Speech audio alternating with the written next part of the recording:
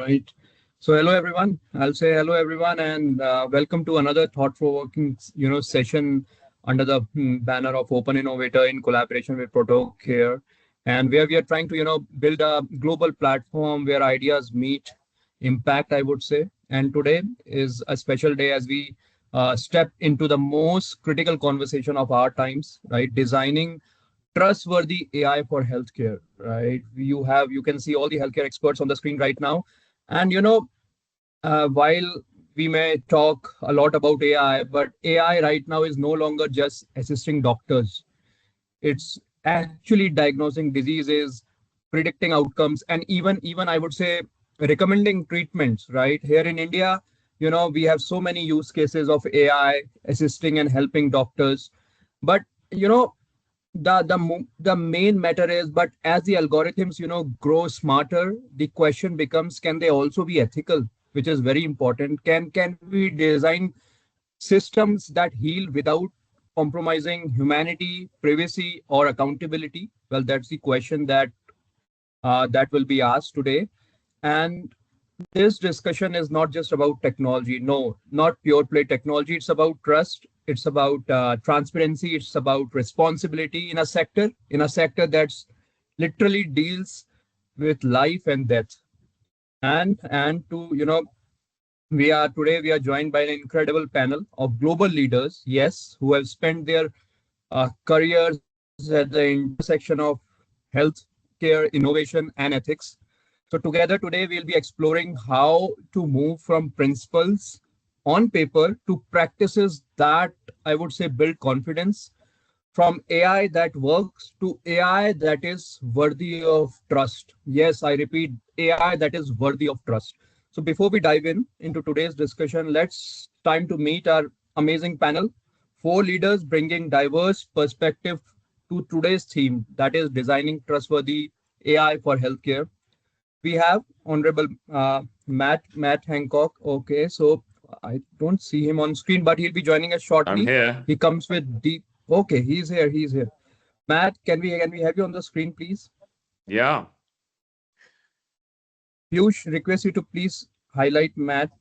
So he comes with a deep experience in health policy and technology. And as a former UK Secretary of State for Health and Social Care, Matt has led NHS through COVID-19 pandemic. Wow. And Matt has also introduced Data Protection Act 2019. Wow. And today he continued to shape global health tech and inclusion through his leadership. So welcome, Matt. Welcome to Open Innovator Session in collaboration with ProtoCare. And It's good to be next here. up, Thank you. next up, we have Dr. Chandana. So his second time at this session. He is the managing partner for healthcare at ATS Global Consulting and a physician turned strategist. And he helps organizations bridge clinical workflows with cutting edge tech like AI, drawing from his global experience at Philips and beyond. Welcome, Dr. Chandana. All right. Now we have the ever smiling Suzette, founder of ProtoCare, who believes, healthcare should always remain human. I love this part, Suzette. She's building technologies that empower nurses, caregivers, and patients, ensuring compassion and clarity that guides innovation. By the way, she's also an author, right? Recording artist, wow, and mentor for women in tech. Welcome, Suzette. Thank you so much for having me. Next up, we have Michael. Michael is the founder of Clarivantage LLC, which is a healthcare execution, and who is actually a healthcare execution expert with over 2 decades of experience. He's led global R&D teams, driven regulatory approvals, and built system where compliance and trust go hand in hand. And welcome, Michael. Welcome together. All of them, they bring policy, they bring purpose, they bring innovation, empathy, all working together, one goal, making AI in healthcare not just powerful, but truly trustworthy.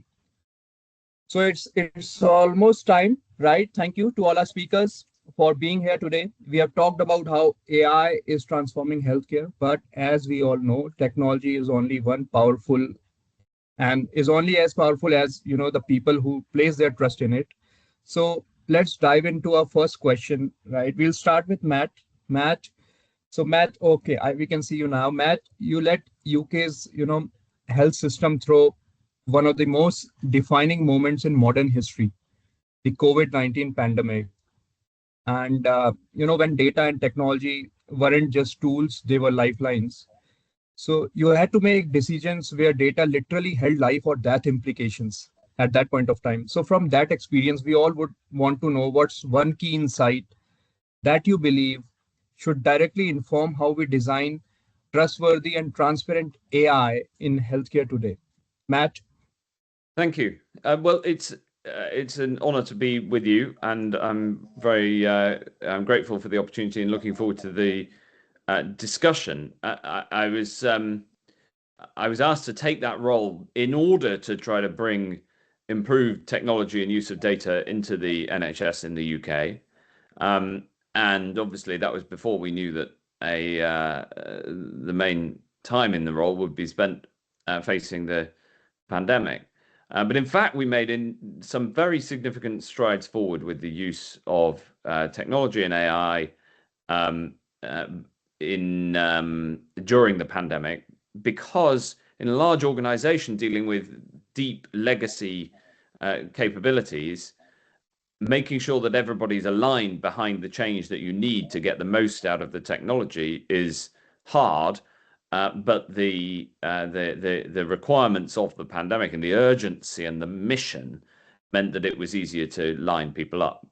But the reflecting on that now, really, I think the impact of AI on healthcare is likely to be one of the most important drivers of the improvement of human well-being and lifespan in at least a generation.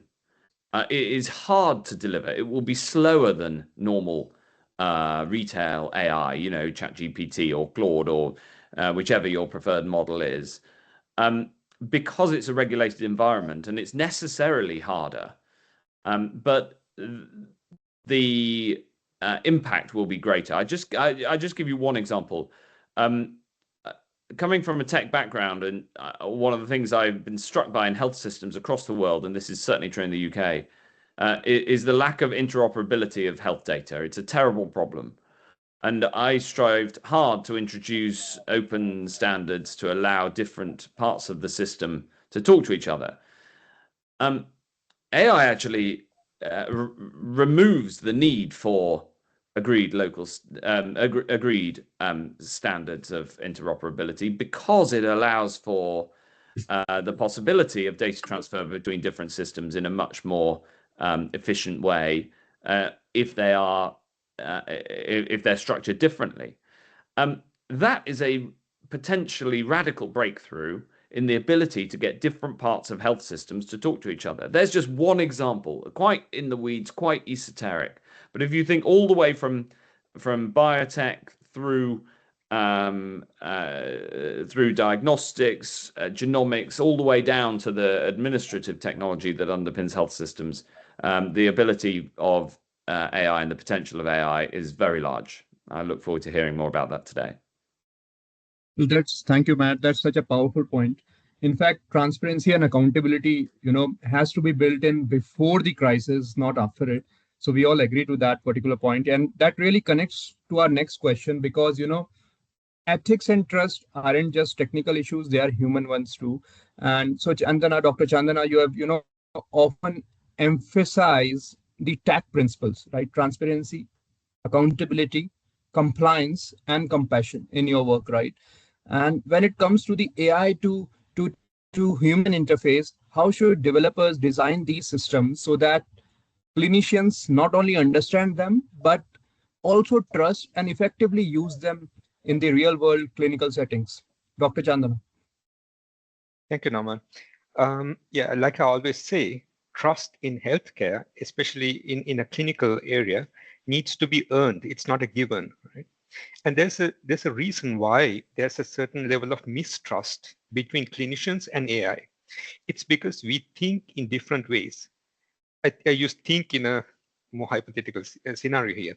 So if you look at how clinicians think, we are trained to think logically in different steps. So if A is present and then it leads to B, and if C is present at the same time, the condition could be D.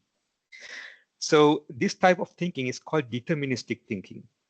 And AI actually thinks in terms of statistical prominence. So it looks at a huge amount of data, looks at which factors actually contribute towards a certain outcome.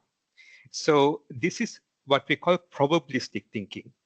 And so a clinician would basically look at a patient and say, well, he has high fever, rapid breathing, sweating, the lips are turning blue. This is probably sepsis.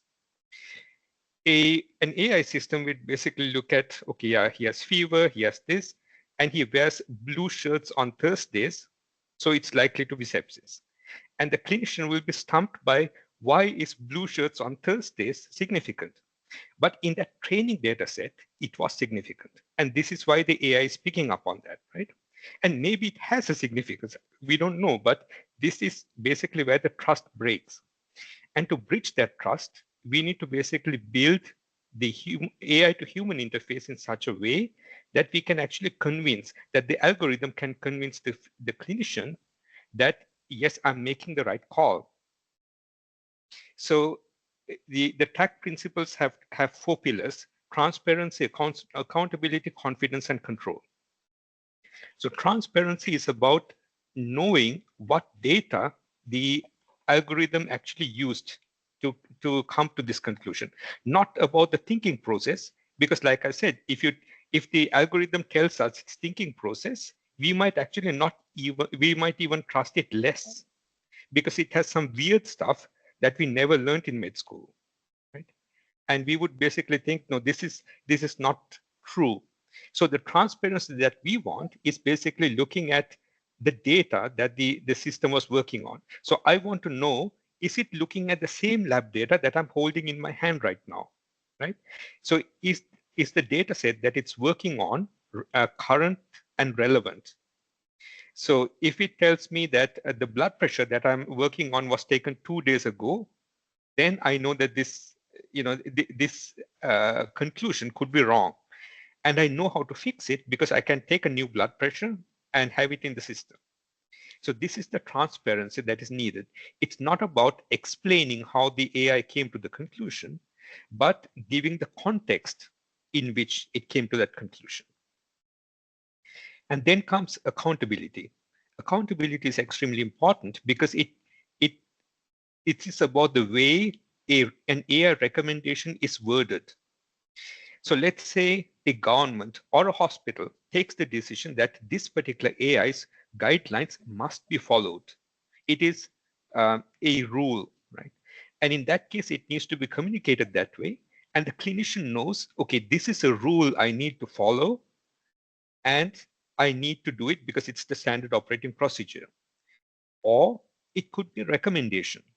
So a recommendation should be worded very clearly to say that you have the right to deviate from my recommendation. This is just a heads up for you, right? Because if we don't have that level of clarity in accountability, it leads to 2 things. Either we completely reject what the AI is saying and we don't get the right outcomes, or we blindly follow the AI, which leads to basically what is called the automation bias. We simply do what the machine says, and we let our own judgment take the back seat. Confidence is also important. So confidence basically is like, how confident is the AI in making a prediction? So for example, if you look at the weather forecast, right, it says 80% chance of rain. And if it's 80% chance of rain, I will take an umbrella. If it says 10% chance of rain, I probably wouldn't bother taking an umbrella.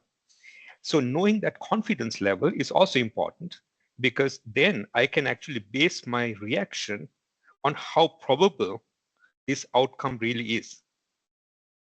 And the last C is for control. And control is really important, because you don't, I mean, in healthcare, the clinician is implicitly the person responsible for the patient. So when a patient comes into the hospital, they trust the clinician with their health and with their life. And that means the clinician is ultimately responsible legally and morally for that patient. So that person who is responsible for the patient should have the control on what actually happens to the patient. So that means when we have AI algorithms generating advice or generating certain workflows, the clinician should be able to step in and say, no, I do not agree with this. We change the clinical process, or we basically do not proceed with this suggestion at all. And that level of control must be there, because otherwise you will be in the back seat and AI will be driving. And trust me, no clinician wants that. And there are a lot of examples in the industry where the really good algorithms and efforts from large companies have failed. And one example is IBM Watson for oncology. So that's I mean, it is, if you really objectively look at it, it's a really great algorithm. It generated really great suggestions, but it was a complete black box. It did not comply with the tech principles. It simply gave you a set of guidelines to follow. And this led to clinician rejection, and the IBM Watson for oncology didn't really take off.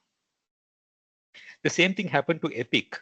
Epic introduced a sepsis algorithm on their EMR, and it failed miserably because the clinicians did not trust the algorithm, and it wasn't really showing which data it was acting on. So there were certain types of data that it really needed in order to make an accurate projection. And if that data was not available, it was actually still making a prediction, but with much less confidence. But it wasn't showing that confidence level. It was just saying the patient has sepsis, do something. So this led to a lot of clinicians rejecting this algorithm, because it might make decisions based on just three criteria, because only these data points were available and the rest was missing. So this kind of clarity was needed in order to basically make this kind of algorithm really succeed in the market. And at Philips, we have also had, when I was working there, we had hits and misses. One of the hits actually was what we called the Philips Guardian system. It actually used a algorithm to predict patient deterioration, but it was very clear. It showed on the screen the data that is being used. It showed how old the data is. It showed the weighting criteria for each of these items of data. And then it basically showed the hospital guidelines for this particular type of score. So that is the kind of clarity that is needed to gain trust. And this is what the tech principles are all about. Wonderful, wonderful. That's such a powerful take, Dr. Chandana. And by now one thing is clear, that the design experience is as critical as the data science behind it. And and speaking of human connections, I think our next question goes straight to the heart of it. So that we'll come to you now. Your work beautifully blends empathy and innovation, and you have always said healthcare should remain human, even in the age of automation, right, or in the age of AI. So if you could give just one piece of advice to innovators building AI healthcare solution, what would you tell them to ensure that their tech stays ethical, compassionate, and human centered? Suzette. Well, so I'm quite a softy person, and I'm quite I find myself to be really compassionate and with people and with processes as well. So as you know, I am a registered nurse. I'm still registered in South Africa by trade, and I am building actually tomorrow, the 29th of November, is our second birthday of my startup called Protocare. So it's a health tech startup who has a beautiful AI bot, and it's actually a nurse. So we're building sort of like a nurse AI, and her name is Susie AI. So what we're trying to accomplish, and I'm a firm believer, compassion is not a feature you code. It's something you got to feel. You have to feel it, and that's how we're building. So I will refer a lot about Protocare in this journey and my responses today, due to the fact that that is actively something that we're building. So yes, we're building Nurse Susie AI to support emotional moments as well, and not for instance, not mimicking them. So if someone has lost a loved one, or a mother has lost a baby, Susie AI will not rush into a clinical task. She will first listen, she will sit with you, she will acknowledge your pain, she's going to offer comfort. So for instance, even a song called Ava Dancing with Jesus, which is part of the Susie Sounds collection, was created for moments like this and to support our patients in their grief moments. But it doesn't stop there. She would gently ask, shall we tell your husband that you're not feeling well? Or do you want me to help you to reach your doctor so that he can access how you're coping today? She will even recommend support groups in the area that is near, geo-mapping wise, near to the patient. She will give guidance for mental health and connect where needed, and resources that honor both the patient's grief as well as their healing. So I believe this is the balance for all AI, specifically in healthcare. AI provides presence, reminders, or it should, um, uh, reminders, safety nets, connection points, but the human clinician remain at the heart of the care. Nobody should ever feel like AI is taking over. So at Protocare, as we design Susie AI to support people, not only to lead and override them, but she also guides, as I've said, and she's going to listen and help them navigate their journey, their health journey. But for us, the great emphasis is, but the human remains at the center. AI should walk beside you, never in front of you, offering support and clarity, not to take over decisions or push people aside. So yes, that's my take on it. Wow, wow, that's such a beautiful take, Suzette. Thank you. And that's also an, inspiring reminder. I would say technology should amplify the human touch, not replace it. And Suzette, your point about designing with empathy actually really ties into the operational side of trust as well. So thank you. And because beyond principles, we also need systems that work day to day in real clinical environment. And that brings us perfectly to our next speaker, Michael. Michael, you have often said that AI doesn't fail because of bad algorithm. It fails because of poor workflow integration, right? And also, in our last panel, you have emphasized that AI development failed without proper workflow integration, and your sepsis prediction example showed a technically brilliant system that failed clinically. So we all would, love to understand more about it. If you could please walk us through your practical approach, Michael. Yeah. Thank you. I feel a little bit guilty that we are always zeroing in on the sepsis protocol because it's such an important topic, but it's still a very good case to go through to learn from it. And that's really important that I think if you hear these stories from Shandarna or myself from what our experience was in the past, is just to make clear that we're not using this to say it's never going to work, but it's a really good example to learn from. So what we basically learned from it, it's also going back to already existing standards of how you should embrace in AI, because AI is nothing else than developing a medical product, right? So, but it follows the same principles as we also talked about in the last panel. So there are certain ground rules that you could probably follow, or the sequences to be successful. So one is you should always map the current workflow that you see in your target clinical environment and be brutally honest in how you map it. Don't be biased. That's also something that I have seen sometimes, that certain people or R&D people or clinical people were biased, right? Because they wanted to be successful. So document every single touch point that you see during this analysis, every handoff, every single screen that you can see our clinicians are using in this environment. Don't hide anything, exactly as I said early on. That the reality is really that you capture, this is the baseline of how you should base your AI on. So don't sugarcoat, right? Pick multiple diverse workflow environment. Do not make the mistake to bet just on one example because you might have a good relationship to this hospital, right? You have to be diverse. You have to look at from different inputs. Otherwise, you design your AI solution just for this particular environment or example.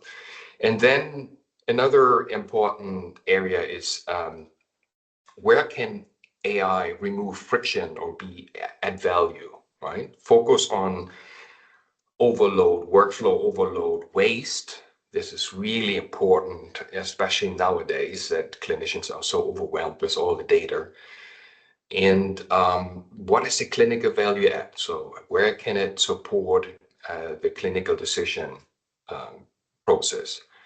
And I think in particular, this is where the AI often already have a clear idea. We help detect sepsis, for example, as we use this here for our example.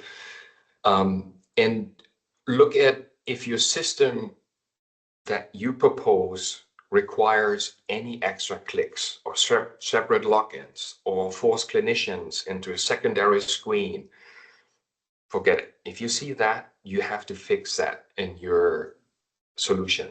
Don't think of you develop an AI solution that stands on its own, but requires separate logins and all these things. Clinicians don't have the time for that. Prototyping always in the context, so put early mock-ups in front of the clinicians so that they have hands-on realistic opportunities to test against. Watch what they ignore and how and what they reached through this exercise. Do not interfere, and this is basically following standards that you have in usability frameworks, very well defined. Do not interfere how they manage to solve this problem. Let them go through the process documented, as I said early on. And their behavior basically at the end will tell you more than any focus group. Just observe. I emphasized also a little bit on this last time at our panel. And pilot with clinicians who understand their testing adoption and not just features, right? So that it goes in the same context what I said earlier. The feedback is really so critical to understand the product and also later on the rollout. And don't forget that deployment is equally almost important than the development of an AI product, right? That's the operational side where I come from. So in a critical point is that the AI must the solution has to disappear in the workflow. If clinicians are thinking about AI, as Chandana also said, instead of the patient, your design has failed, right? And let's get back also to a little bit, just few 1-2 minutes on the example to give you a bit of a context of the predictive sepsis protocol that I was alluding to also during our last panel, where we failed big time, because the sepsis protocol integration into it, this patient monitoring solution, on paper was a no-brainer, because it was backed up by clinical paper-based studies that it had really a significant impact on the outcome, on detecting early, predicting sepsis. So what we did, we integrated this into our patient monitoring, and we thought that this integration from this paper-based solution would be beneficial. But in reality, it turned out that it was not well thought through, because it excluded the operational reality, right? It missed really critical gaps in the workflow and created this burden for the clinicians. So basically, how do you prevent this with this, going through this quickly through this example is, so again, you have to validate in real environments. So don't rely on simulated data sets that, hide operation gaps, or, what I said as independent. Production workflows can reveal real critical data integration points that aren't obvious in controlled paper-based studies. And there, unfortunately, I a little bit divert from what is the reality today, where we have all these integrations now working, especially here in the US with Epic. But it's still, in this case, it was not possible. We didn't have the possibility to connect laboratory with the patient monitor, with this sepsis protocol. And it was so critical, these values for the sepsis protocol, and it asked the clinicians to do everything manually. And that's why, in essence, it failed. And expose also the dependencies early. So don't just list data inputs, confirm they're timely, traceable. Really traceable is important, and accessible. If, for example, in this case, your system relies on lab results within a specific time window, and you rely on clinicians to manually key it in, you're designed for failure, right? It's not what you can ask clinicians to do. And no traceable lab timestamps you get out of this. So critical for these type of applications. Only the time of the manual entry is available. That doesn't add value. And finally, to give you the tangible connection to why these AI solutions need to take this into account, is why we failed at the end, or again, big time with this sepsis protocol integration. And I give you this example. If you go through the individual step it required, so it basically showed on the patient monitor a lactate prompt window. So you had to respond. Then you had to select enter lact key, right? Then you had to type in the value. Then you had to press confirm. And then you had to confirm again for the next steps. So 5 steps for just one critical parameter for this sepsis protocol to be successful, and to get a predicted prediction and follow the next steps of maybe entering into the sepsis bundle. So lessons learned I want to get across here is that workflow integration isn't about fitting AI into an existing process.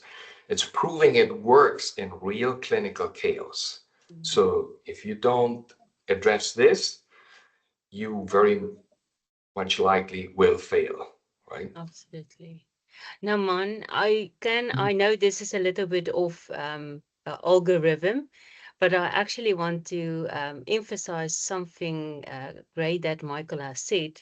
So meaning to say, so I was also part of the sepsis project, and then years later, I had, so that specific patient monitor that Michael is talking about, I was part of a pilot, and the nurses actually deactivated it due to that manual process. But then years later, I found myself in Saudi Arabia, also as a nurse working for the Ministry of National Guard. And I can give here a tip. So first of all, congratulations on the way that they executed it. And then the tip of it all is the following process. So what National Guard did different, they first established, for instance, when you draw up a dashboard, you put measurable elements into place. So they took that actual measurable elements and actually worked reverse engineering, meaning to say, there with the sepsis protocol, you have 1 hour. It was 6 hours, but now it's 1 hour. You physically have 1 hour to make sure that that patient does not go into septic shock. So then to get that over, they determined, okay, so if it's flagged, this and this and this and this and this needs to happen. And then, as Michael said, for instance, the lab need to be responsive. They have to send their labs back in time. For instance, okay, so National Guard is quite privileged because they are having a robust electronic health record called Best Care. So what happened, they determined it gets picked up very beautifully by a clinical decision support system. It is flagged, but then when they mapped the time and the responses, they saw then the lack is actually from the nursing side. And why? Why? So then they studied it. And it was actually due to the fact that the nurses are not sitting in front of the computer the whole time. Meaning to say, the nurses cannot get that flag to say, hey, your patient might be having an incidence of infection and the clinician needs to assess the patient. Then what did National Guard do? And this was so clever, and this toppled the whole scenario over. And sepsis still today is massively successful in National Guard. Why? They did the following.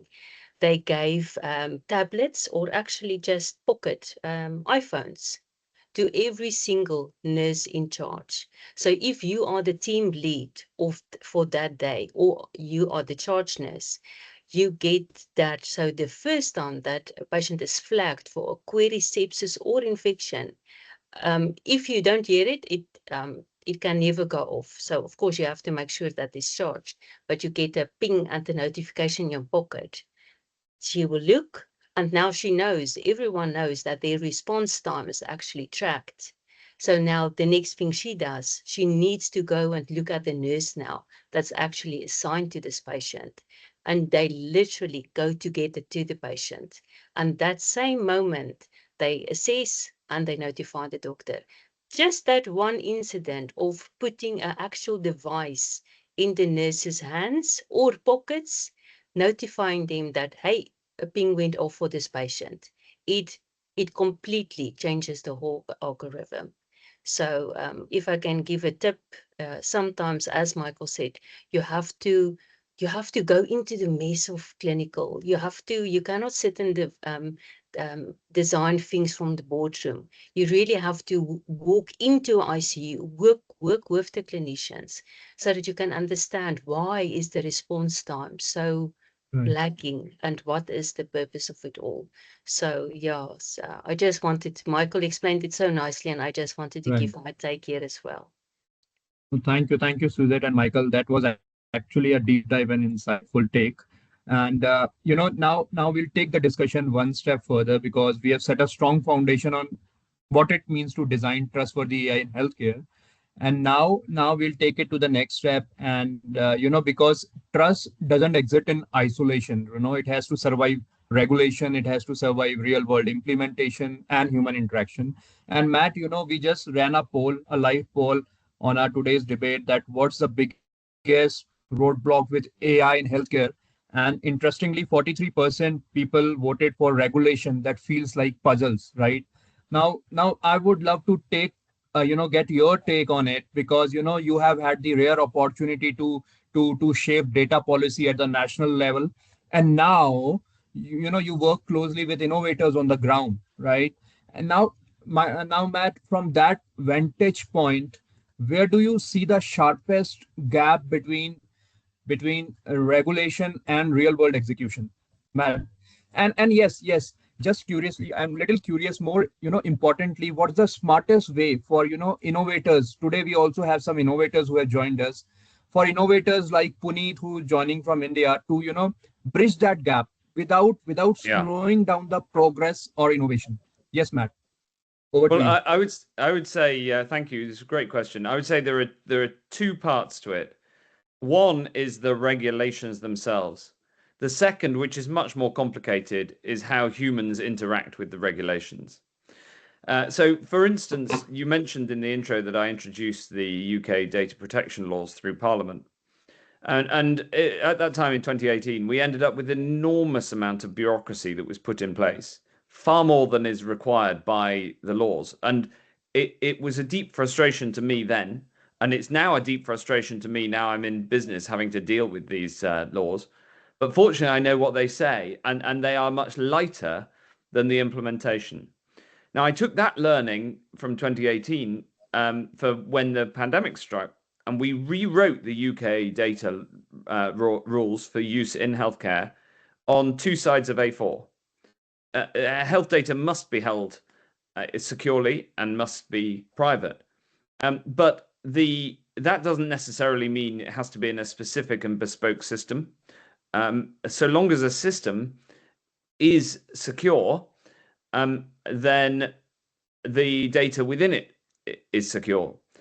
So, for instance, the amount spent on data security in some of the big global systems like WhatsApp is far greater than in any bespoke system that an individual hospital or GP surgery or what have you might have written themselves. And so what matters is the reality of security of data in that example. The other, so my advice to innovators is not to rely on people who call themselves expert in any particular regulation, because their interest is making it sound complicated so they can get more business. And I've seen that over and over again. The simplest thing to do is to find out what the regulations actually say. And it's quite boring, especially if you're not a lawyer. You have to wade through long words. But finding out what the regulations actually say and abiding by the regulations, or having somebody who is on your team who's incentivized to get the product made and delivered, rather than incentivized as a consultant to make the job as complicated as possible. That is my absolute number one piece of advice. And I use it now in business all the time because I know the data protection laws. People will come to me and say, you've got to do this because of data protection. And I write back and say, no, we don't. And they say, oh, yes, we've been told here, here, there. I say, well, I took the law through Parliament. So thank you very much. But I'm in an unusual position in being able to do that. But nevertheless, the insight applies. But I want to also point out that as well as the law, it's the human barrier to uptake is critical. And I wanted to pose a challenge to Chandana, because you said that you said something that is absolutely reasonable at a intuitive level, but I want to ask a challenge. I don't know myself what I think about this and the answer to this question. You said, of course, as a doctor, the doctor has to be in charge of the final decision. As a scientist, if the data showed you after much high quality interrogation, if the data showed you that the algorithm was getting a better result and more people were living because an algorithm was making a decision over and above a doctor, would you then be prepared to say that you must take the algorithmic decision rather than the doctor's decision? So, for instance, if you tracked the clinician override on an algorithmic recommendation and found that on average and probabilistically, to your point that it's a probabilistic, not a deterministic system, probabilistically you had more I was going to say more harm, but less good outcomes, to make it not pejorative, where the algorithm was followed as opposed to where it was overridden, would you then allow for the algorithm to reign supreme and remove the doctor override? It's a very, very difficult ethical question. Yes, actually, this is a really good question, because this is not something that is impossible. This is pretty likely to happen, right? Yes, it's Because, not abstract. Yeah. Yes, exactly. And as physicians, we are basically trained in what is called evidence-based medicine. So this stems from the Hippocratic Oath. First, we don't do any harm. So that means basically, if it is proven that something saves patients, like washing your hands before you actually cut the patient open in the OR, if that actually saves lives, and it is proven statistically that it does so, then we are ethically bound to follow that, because not doing that means putting the patient in harm. So if an algorithm has been proven successful, even if we don't understand it, then we basically follow it. So to give an example from the industry itself, about 15 years ago, a company called Aspect started marketing an algorithm where you actually put a sensor on the forehead of the patient during surgery, and they actually showed that they can condense the complex EEG information into a single number that shows the level of consciousness of the patient under anesthesia. And they basically said, by looking at this number and adjusting the gases, anesthetic gases, according to that number, you can prevent the patient from waking up during surgery. Nobody believed it, because you put a sensor on the forehead and you give me a number. How do I know that this is true? So Aspect actually raised funds, invested millions in doing clinical studies, and I think they published about 250 papers before the clinicians finally started accepting, yes, this actually works, and this is better for my patients. And now it's a standard of care practically everywhere in the world. So yes, there is a certain inertia that you need to overcome, because healthcare, by definition, is a very conservative field. We don't easily jump into something new unless we know it really, really works. And most of the time, we don't want to be the first. We want someone else to take the risk and then tell us, yeah, it works, right? So this is what really makes healthcare so complicated. But if the proof is there, we as clinicians, we are duty bound to accept it into our workflows, because it's part of it's who we are. This is part of the ethics. And maybe just quickly to add to that, it's, for example, to go back to our sepsis example, on paper, there are numerous studies that show that has a positive impact if you follow the Surviving Sepsis campaign, even going back to beginning of 2000. Why is it still not implemented? Because it still has this huge unknown and variation and burden it puts on the people on the ground, the clinicians. And there's not always this black and white and say, it's proven, if you follow it, it saves lives. It has to be also practical. It has to be, you have to be able to operationalize it and put it into practice, right? That's every health system in the world is suffering that, right? If we have more nurses to be able to react to also Suzette's example, then that's a different story, right?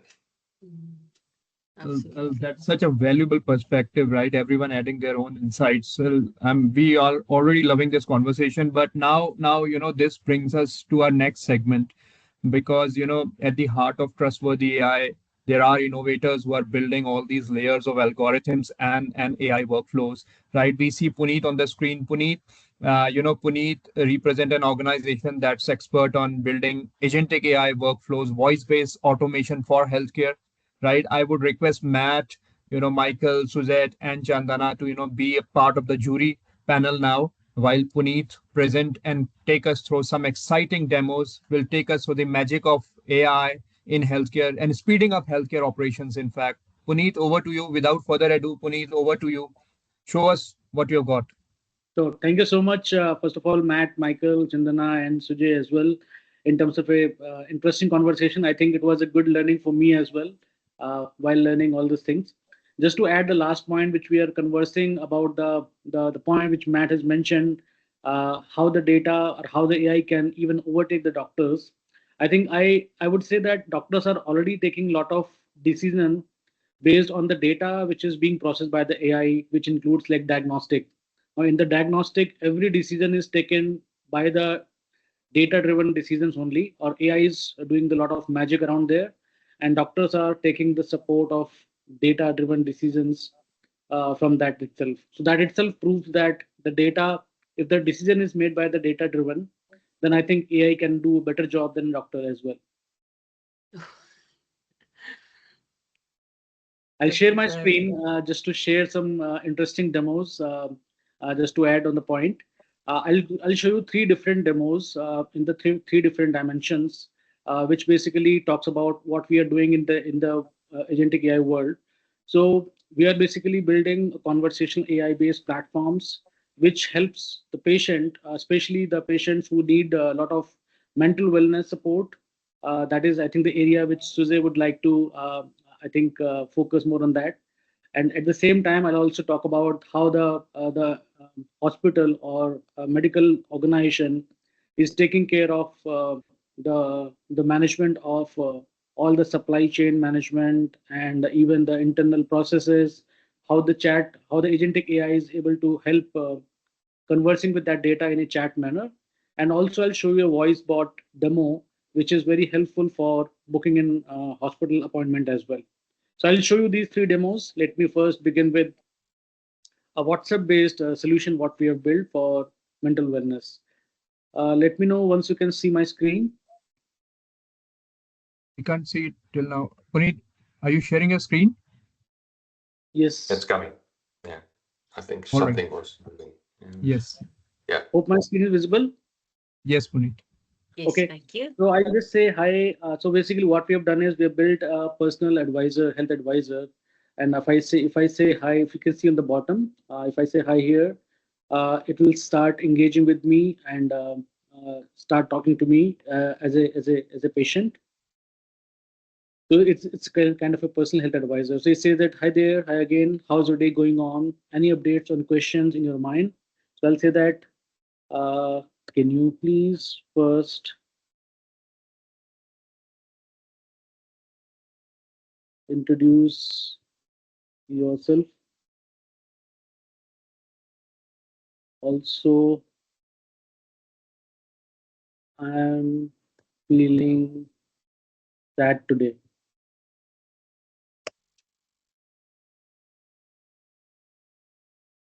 You have given a prompt that I am feeling sad today, is it? Yeah, absolutely.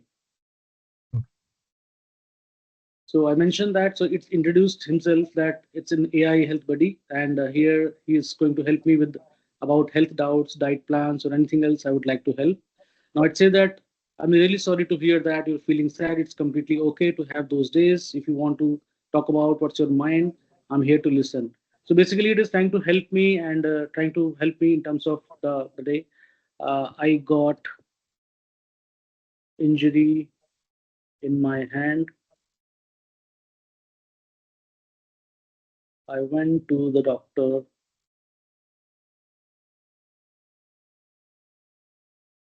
and got the treatment. But overall, it's a sad day for me. Can you sing a song for me?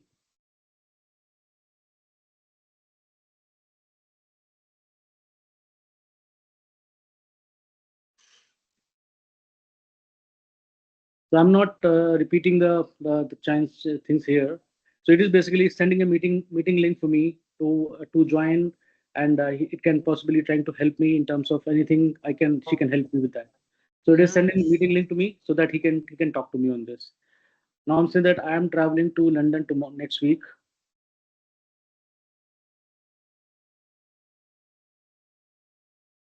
Can you suggest what?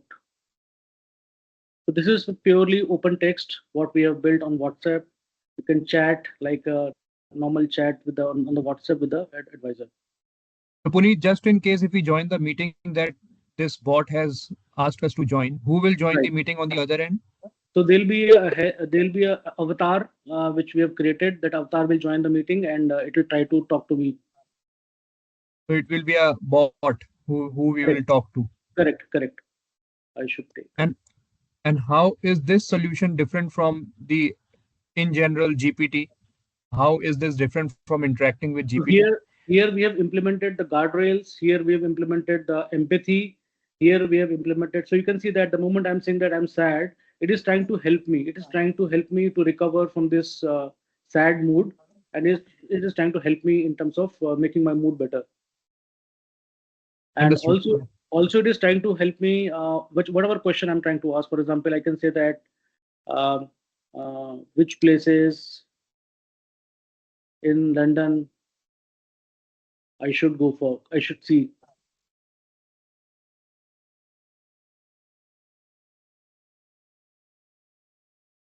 So basically, it will try to answer me everything, whatever I'm asking. So this is basically an example which I'm trying to show that this is how it works and create the magic of engagement, what we're trying to do.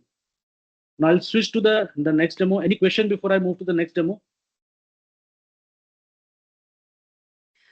What so- code stack did you use? Only WhatsApp? And is there any third parties that you made use of, like, for instance, Whisper or AWS, or Yeah. if I may ask?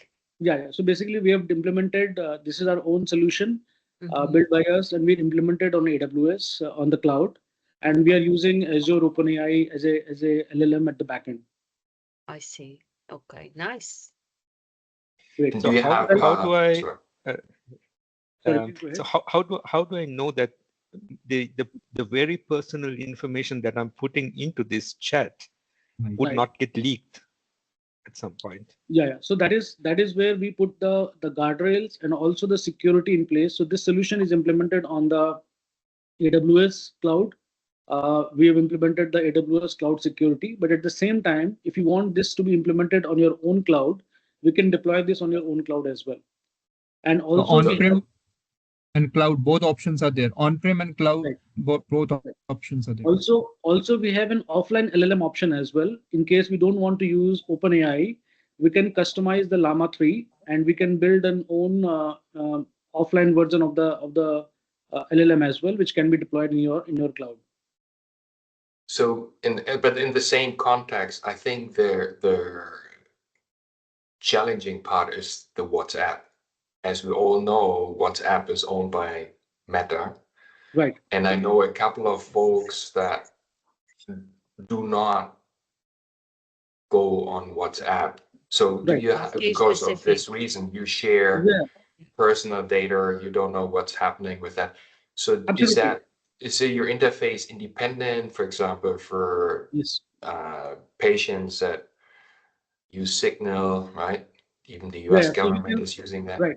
So you're right. You're absolutely right. WhatsApp is something which is not in our control. It is a property of Meta. Mhm. So obviously we can deploy. So Meta is just an option. WhatsApp is just an option of channel of deployment, what we have done here. Yeah. But we can even deploy this on the mobile app. We can deploy on the mobile, you can say Yeah. web application, or we can deploy it anywhere, wherever you want to get this deployed.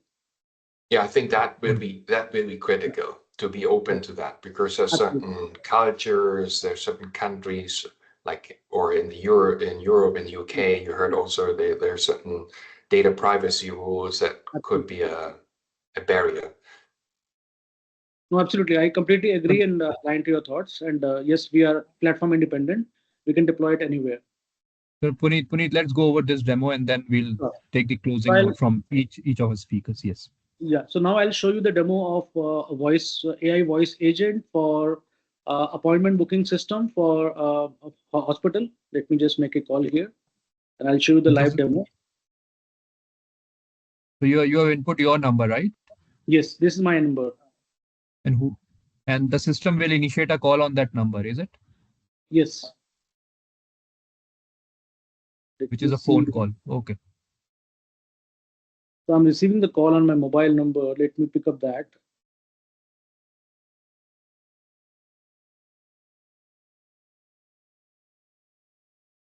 Can I have your name, please?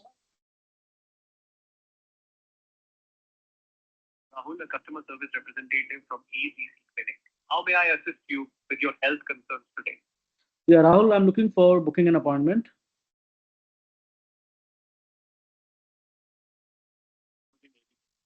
Are you seeking treatment for any specific health issue?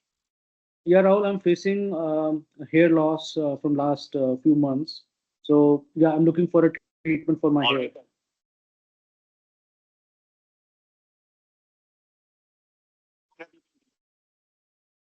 Rahul, I'm facing this issue from last 6 months.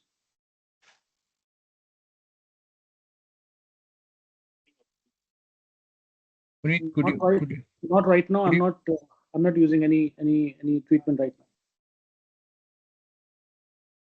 I think Puneet, okay, so this is the live call, and I believe the point that you are trying to make is that this is not a customer care representative. It is actually an agent, AI agent with whom you are interacting over a phone call, right? Because the audio is not is very audible. So I would just want you to communicate what that workflow is all about quickly. Okay. Yeah. Could you please help me with the booking an appointment with the doctor?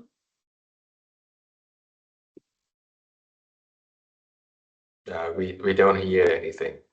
Yeah. Okay. Naman, And- would you like to receive this call So, if I share this call in your number?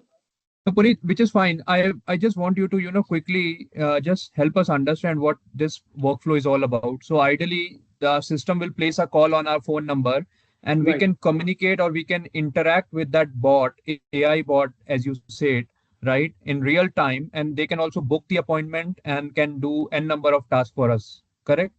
Absolutely. Not only that, it will also ask, like, you can also ask the question like, I would like to know what are the treatments you have, what kind of facilities you have in case I want to get hospitalized, or let's say how you are different from any other hospital, what kind of treatments you providing, what how like have you done this kind of surgeries before? So you can ask any number of queries from this bot, and this bot will be able to answer that. And also, for example, let's say you would like to know about the process. For example, let's say you would like to know what is the IVF process, what is the difference in IVF and any other treatment. It will also give you the difference in that treatment as well. So it is basically trying to consult you, and not as a doctor, but as a counselor who's going to receive your call and help you to assist booking in the appointment with the doctor. Puneet, just one last question.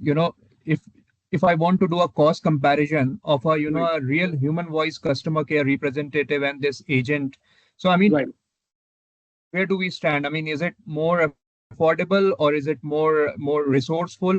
I mean, what is the benefit of replacing a real human with an AI bot quickly? And then we'll move to our speakers today for a closing note. Yeah, so we are doing it for 5 hospitals.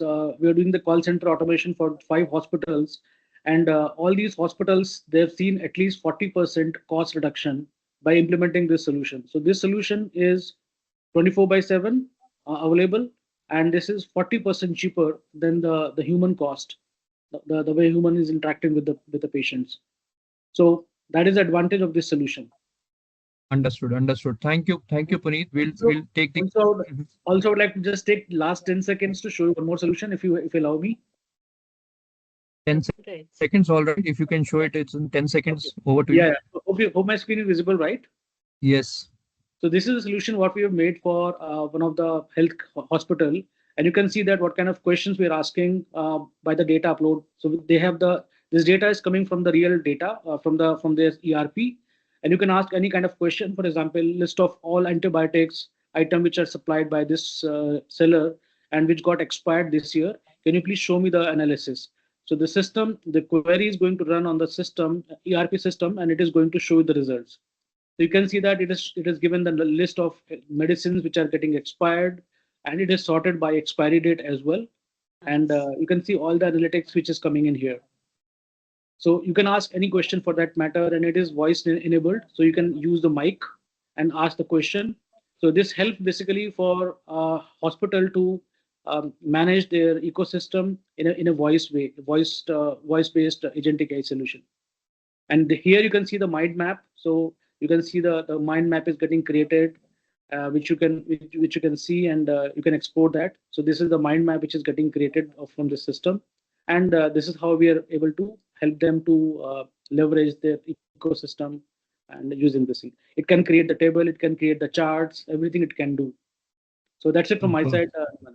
Well, this looks interesting, Puneet. Thank you. So with this, I would want you to, take just 2 minutes of each of our speakers today, and would want you to, get your take on one very important thing. So I'll bring in Suzette first. Suzette, do you think AI? What, as per your understanding, do you think AI?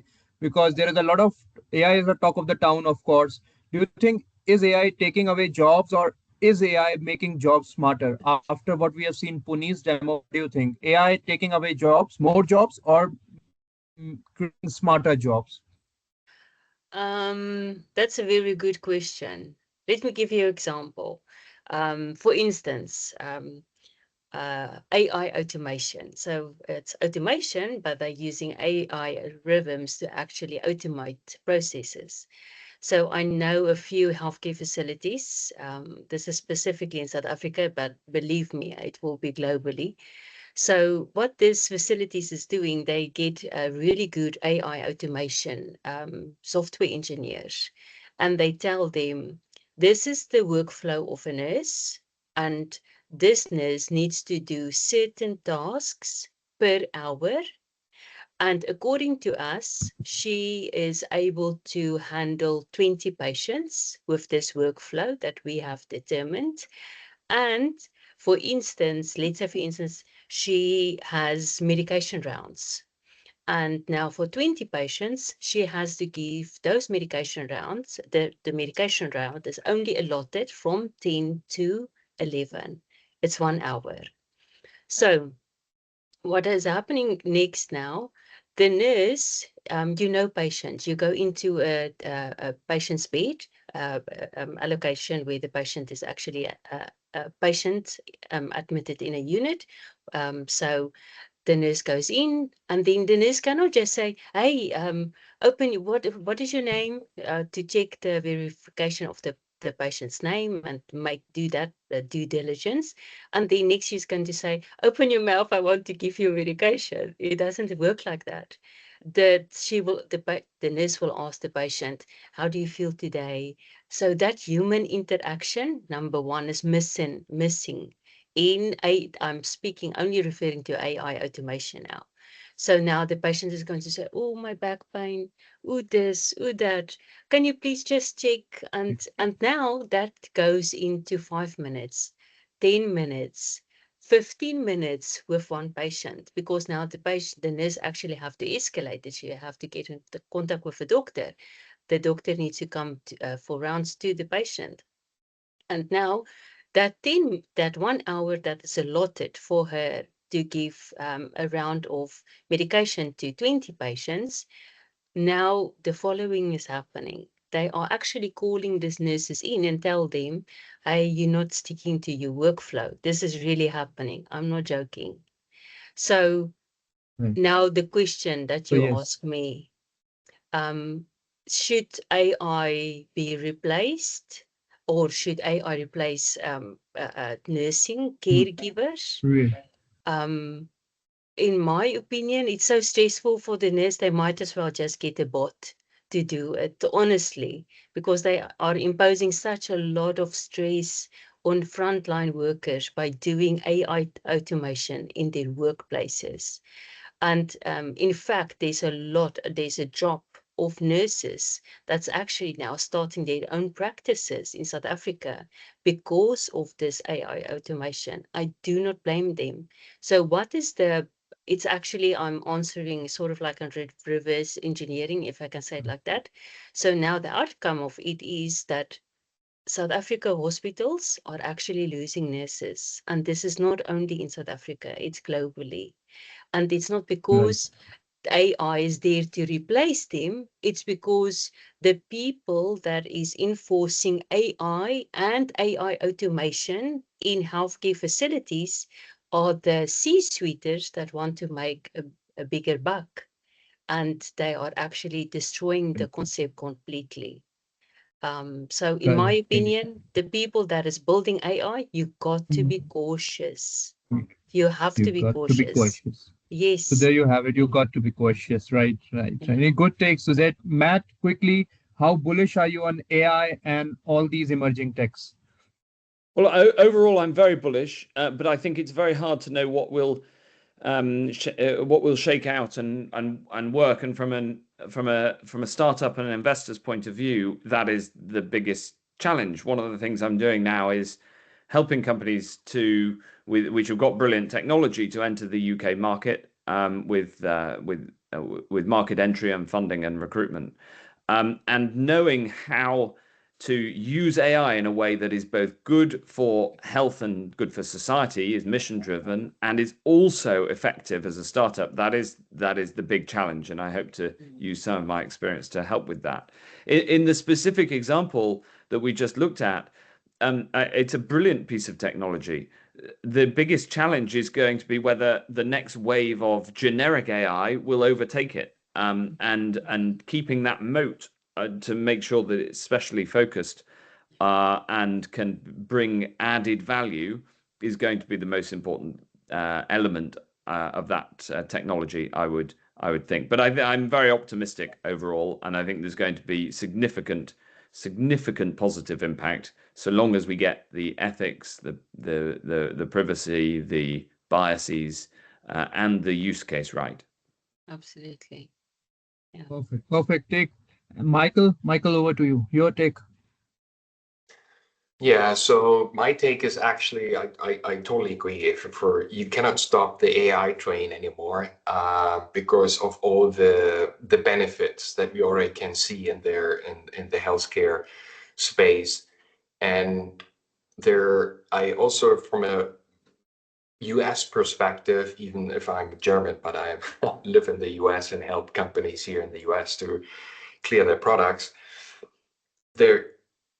You also see that the regulatory bodies have adjusted to the AI challenges, and you have seen that with the recent law that was submitted and approved by the FDA around their PCCP, the predetermined control change control plan, that really adjusts to these challenges of and uncertainties that AI algorithms can cause in healthcare. And I think they are really up to something, and that my role is really, and I advocate for this very much, is that don't see these regulatory bodies as your enemies. In particular from the FDA, I think they're very reasonable. They understand now finally what are the guardrails you have to put in, give those startups and any big companies their framework to be successful. Mm-hmm. And also my last comment to that is what I always keep on telling startups that are, or other companies that are afraid of the FDA. They are not, they're humans. They have even a process called QSAP where you can talk to them and they are so helpful. They want to make AI successful, and even their new administration is advocating for that even stronger than before. So I think there's a bright future, even from a regulatory perspective. Maybe a little bit of more work, but if you know how to master it, you will have really a very good AI solution that at the end helps the patient and save lives. And that's what we always have to put in context, right? Apart from making our profit. Wonderful. So far, we all seems to be bullish on AI and emerging tech. Finally, Chandana, your take, and then we'll close it. Yep. So I like the solutions that were presented. What I really missed was the key reason why this particular solution that you're offering makes a difference. Because let's say today, anyone can go into Copilot Studio and spin up a customer service agent, for example. You could add a RAG to that, and you could basically then get a pretty nice conversation flow going on a specific subject. And on the other hand, I'm also pretty jaded about the AI voice agents, because I recently called HP to order a replacement on a cracked display panel for my son's laptop, and I was talking to an AI agent, and it went round and round and round in circles, and I got frustrated and I hung up. So there's an I do hope that the UX that you offer in your application is definitely better than that. And I would really like to see the concrete reason why someone would go for your solution versus something offered by a company like OpenAI, or something offered by, let's say, Salesforce, or a dedicated inventory control system, which, I mean, inventory control systems, for example, exist today in hospitals. One of those managers can easily go into the system, type a few keys, and they get the same information that you got through the voice interface.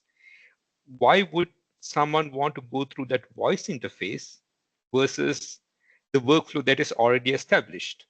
So these are the differentiators that I see missing in your pitch. And if you could work on that, I think you would have a really good way to convince people that your system is worth investing in.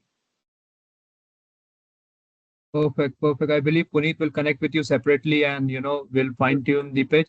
On that note, I think today one thing stands out clearly, that trust is not something that can be coded into AI. It has to be earned through every design choice, like Chandana said, every data decisions, and every patient interaction, like Suzette highlighted, right?